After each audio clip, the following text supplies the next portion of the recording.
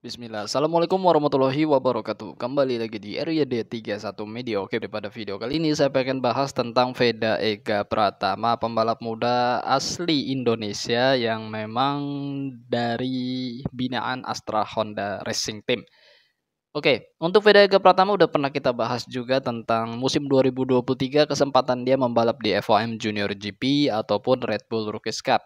Nah, untuk FOM Junior GP udah kita bahas dan waktu itu memang banyak juga yang belum tahu bahwa memang ada batas usia minimal pembalap untuk bisa mengikuti FOM Junior GP.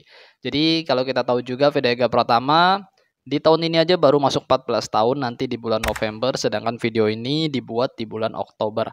Lanjut di musim 2023, artinya Veda Ega Pratama di saat berlangsungnya FOM Junior GP sekitar bulan Maret, April, Mei itu baru 14 tahun, nanti di Novembernya baru 15 tahun ya, 2023. Secara batas minimal Veda Ega Pratama belum memenuhi syarat untuk FOM Junior GP. Sedangkan untuk European Talent Cup itu sudah cukup memenuhi syarat batas minimal usia. Nah, di sini yang kita sorotin adalah di musim 2023 semestinya Astra Honda Racing Team selaku pensupport dari Veda Ega Pratama yang membina Veda Ega Pratama dapat memberikan kesempatan Veda Ega Pratama membalap di European Talent Cup seperti halnya pembalap Malaysia Hakim Danis yang tahun ini sudah mengikuti European Talent Cup dan juga mampu untuk naik podium. Walaupun European Talent Cup adalah kelas baru bagi Astra Honda Racing Team karena mereka belum pernah memasuki pembalap-pembalap binaannya di kelas ini. Mereka lebih fokus ke European Moto2 ataupun FOM Junior GP ataupun dulu namanya FOM GV Moto3. Nah, kalau buat saya pribadi mungkin generasi dari Veda Ega Pratama bisa memulai di musim 2023 dengan European Talent Cup karena memang usianya pas banget dan juga kompetisinya juga cukup dan sangat ketat untuk anak-anak usia seperti itu. Dengan motor yang tidak jauh berbeda dengan Asia Talent Cup menggunakan Honda NSF 250R dan juga tim-tim yang beragam dari seluruh Eropa dan juga dunia, pembalap-pembalapnya juga dari seluruh dunia itu sangat bagus bagi Veda Ega Pratama agar dia menambah jam terbang, menambah kompetisi di sirkuit-sirkuit yang memang juga sirkuit ini dipakai oleh gelaran-gelaran MotoGP.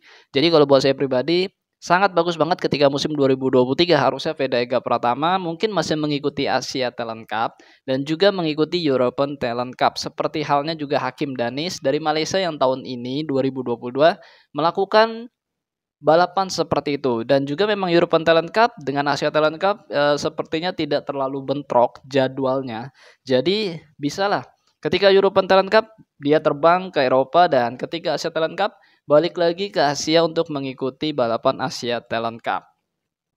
Dan buat saya pribadi ketika berprestasi di European Talent Cup itu bakal bagus juga bagi nama Veda Ega Pratama ya karena nanti tim-tim dari Junior GP atau FOM Junior GP akan melihat ataupun bahkan sampai tim-tim di kelas Moto3 juga akan memantau dari sepak terjang Veda Ega Pratama karena memang pembalap-pembalap di European Talent Cup juga adalah pembalap-pembalap yang akan menuju ke Moto3 World Championship, Moto2 dan juga MotoGP. Banyak jebolan-jebolan dari perjenjangan ini berlanjut ke FOM Junior GP, lanjut lagi langsung ke Moto3 World Championship dan mereka cukup berprestasi.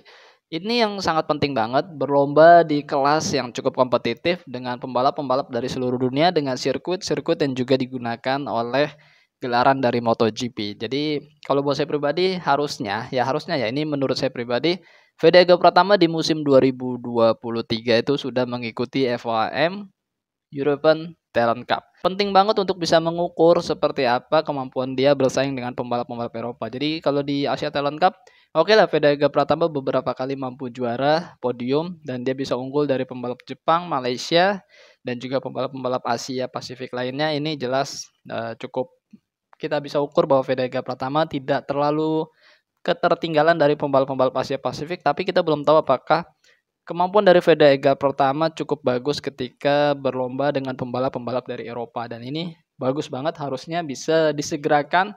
Kita harus menunggu kabar baik ini jika memang Veda Ega Pratama bisa membalap di European Talent Cup. Sebenarnya sih kita juga udah pernah bahas ya ketika Veda Ega Pratama Bagaimanakah apakah ada kesempatan untuk Red Bull Rookies Cup? Udah saya pernah bikin kontennya juga seperti ini, udah lama juga ya.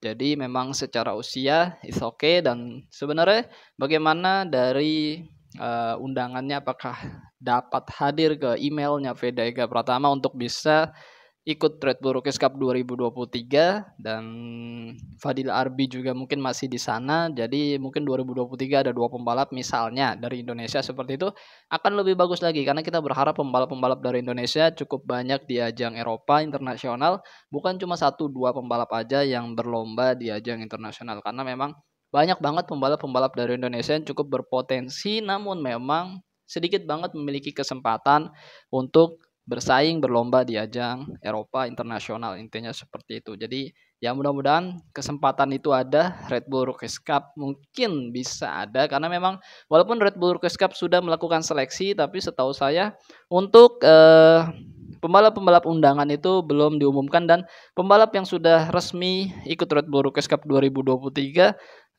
belum ada. Jadi belum ada nama-namanya siapa aja, nomornya berapa aja dan juga dari negara mana aja. Jadi setahu saya sih belum ada dan mudah-mudahan sih ada nama pembalap Indonesia. Yaitu kita melihat mungkin bagi penonton ya Veda Ega itu berbeda dari generasi-generasi pembalap Indonesia sebelumnya, tapi itu kan masih dalam skup Asia Talent Cup. Belum kita lihat kemampuan dari Veda Ega Pratama di ajang Eropa internasional ya menggunakan motor yang jauh lebih berbeda lagi, lebih kencang lagi pastinya dan juga persaingan yang jauh lebih keras lagi karena sudah banyak banget pembalap Indonesia yang mengatakan bahwa persaingan di Eropa itu sangat-sangat gila, sangat keras banget bahkan sangat sadis banget, jadi nggak bisa terlalu santai untuk bisa masuk tikungan, keluar tikungan. Mereka tuh sangat cepet banget untuk masuk dan keluar tikungan dan saling berebut. Jadi nggak bisa terlalu lambat aja 0,00 detik aja ketika mau mengerem itu sangat bisa berbeda hasilnya. Sedangkan di sekup kompetisi Asia tidak demikian kerasnya. Nah, itu kita harapkan pembalap dari Indonesia banyak yang segera membalap di Eropa selagi usianya muda dan secara regulasi itu masih bisa ataupun masuk dalam regulasi batas minimum usia karena memang 2022 2023 itu FIM cukup keras juga menentukan batas usia pembalap untuk berlomba di ajang internasional. Oke. Mungkin seperti ini aja bre video kali ini, video santai aja pagi-pagi di hari Jumat. Sehat-sehat buat kalian semua, jangan lupa makan dan jangan lupa berdoa. Akhir kata wassalamualaikum warahmatullahi wabarakatuh. Bye bye.